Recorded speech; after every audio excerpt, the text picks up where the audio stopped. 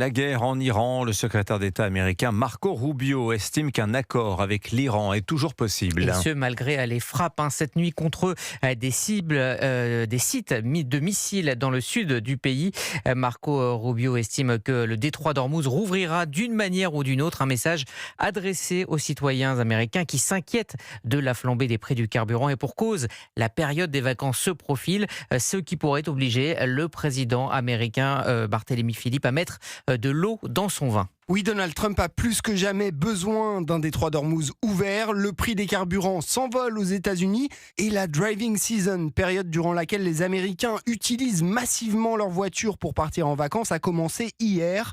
Pour John Plassard, analyste chez Cité Gestion, l'attitude plus conciliante des négociateurs américains n'est pas due au hasard. Avant la driving season, il fallait quelque chose qui se passe. Lorsque le consommateur américain regarde le prix du baril s'envoler, eh bien, il vote contre le parti en place, aujourd'hui le Parti républicain. La driving season s'achève en septembre, quelques semaines avant les élections de mi-mandat, d'où l'empressement de Donald Trump à conclure un accord, même imparfait. Mathias Bacchino est senior advisor chez Trade Republic. La seule force qui peut stopper Donald Trump dans son comportement de négociation, ce sont les consommateurs américains. La priorité n'est plus le changement de régime en Iran, mais bien la fin de ce conflit et surtout la réouverture du détroit d'Ormuz. Même dans cette hypothèse, les spécialistes estiment que le cours du pétrole mettra plusieurs mois avant de retrouver son niveau d'avant-guerre. Barthélemy Philippe du service économique d'Europe.